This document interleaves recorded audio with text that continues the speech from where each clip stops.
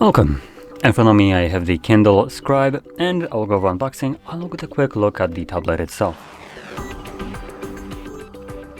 Now, when I say tablet, I probably should say ebook reader, but in any case, let's just get straight into it. So we have a pull tab at the bottom, or at the back. If I can grab it, there we go.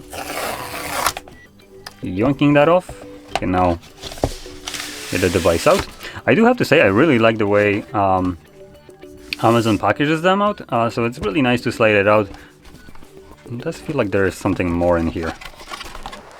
Come on. Oh, I guess that's it. There's just more cardboard to protect the device.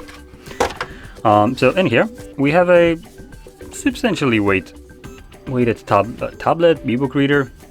Like, I don't really know what I want to call it. Whenever I say tablet or ebook reader, I'm always going to be referring to this one throughout the video, so just be mindful. Now, getting that off. Ooh, oh, that looks actually really nice. Oh, even on rubber feet. Let's go. It's actually a pretty decently designed device. Anyway, so setting that to the side. In here, we also have tips for the pen. Not even gonna open those up. Then we have the pen itself.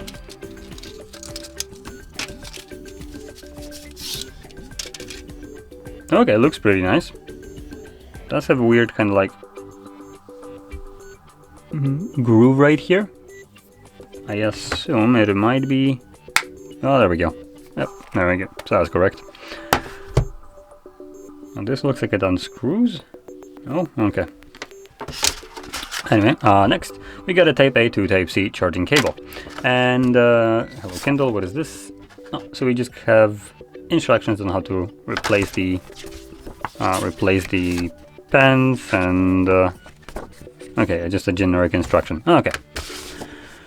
Yoink that to the side, and let's get back there we go, the cardboard box, because we have some information about the device. So we have 10.2 inch display with a pixel density of 300 pixels per inch. Adjustable warm light, it is backlit. We have access to millions of books. I mean, it's an ebook reader, obviously. Make and edit handwritten notes, import and make up PDF files, weeks of battery life, and USB-C charging.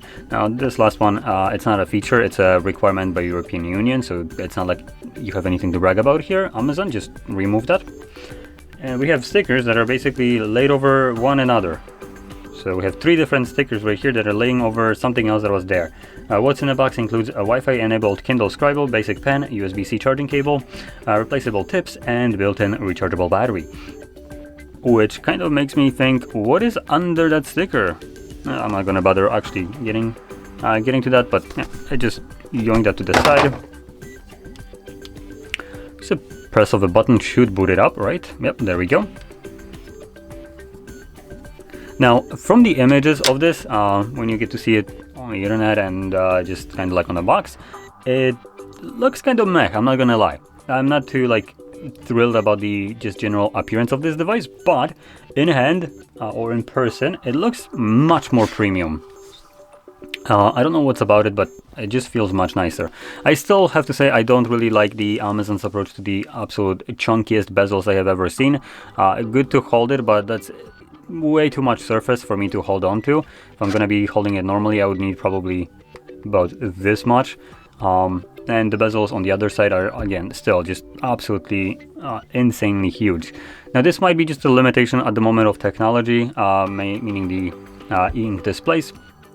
But I've seen those on the phones, which have much smaller bezels, so I honestly doubt that. So yeah, it could have been nice if they would reduce the bezels right here. They are pretty chunky still, and I would like to have a bit of a edge-to-edge kind of look. So when you're reading in a book, normal book, you don't really have, black bezels all around. So I kind of just don't like that in general, only because of the aesthetics. But because this is designed also for writing, it actually does deliver, you see, multiple things. So can I actually use it right away? Oh yes, I can. It doesn't have any kind of indication that it's already working. It just works out of the box. It, like, just works, like Todd Howard would say. So yeah, you can just go through this. Now, let's talk about the build quality right here. So we have a plastic front with the display right here, our paper ink display, touchscreen, 300 pixels per inch. Then at the back we have just a really clean metal design. This is a metal chassis that kind of like warps around the entire device. It also has some little rubber feet right here because it is designed for writing. One would think that you're just gonna place it on a table and you might just use it as a notepad like so. And because of that, it's not gonna be sliding too much around because of those rubber feet.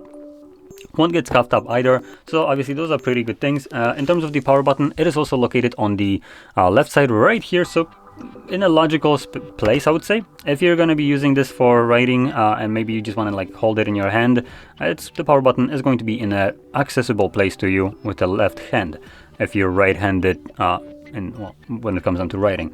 And obviously I think you can just kind of flip it upside down. Yep, there we go.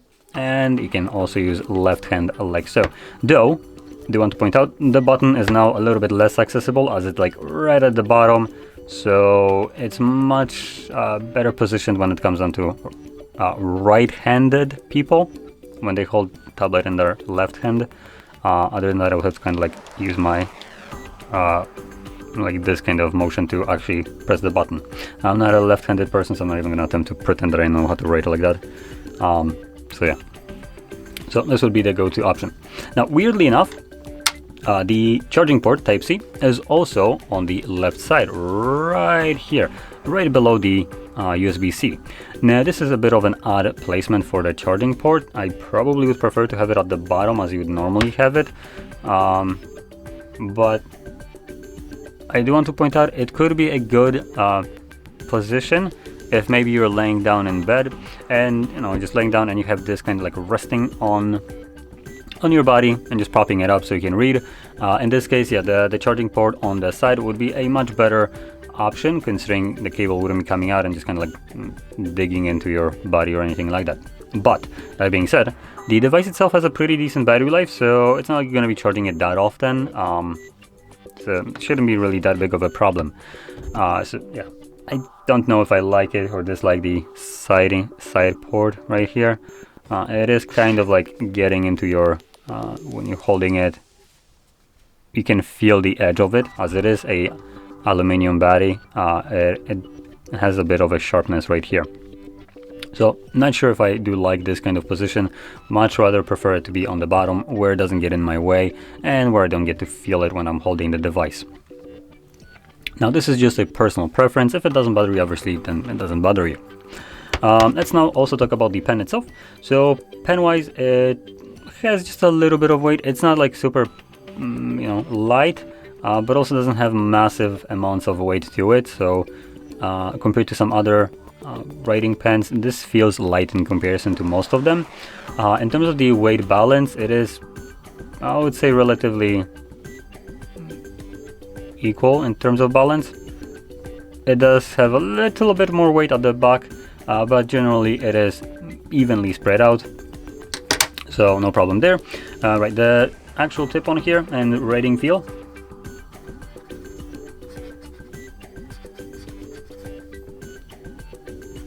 I'm trying to feel how it compares to paper. It's the resistance wise, I would say it's kind of there, but more for like a pencil in terms of like how it resists. In terms of just general feel, it does grip the pen a little bit more than I would probably like for a for kind of like pen writing or anything like that. But if you're going for like a pencil feel, that's fine. I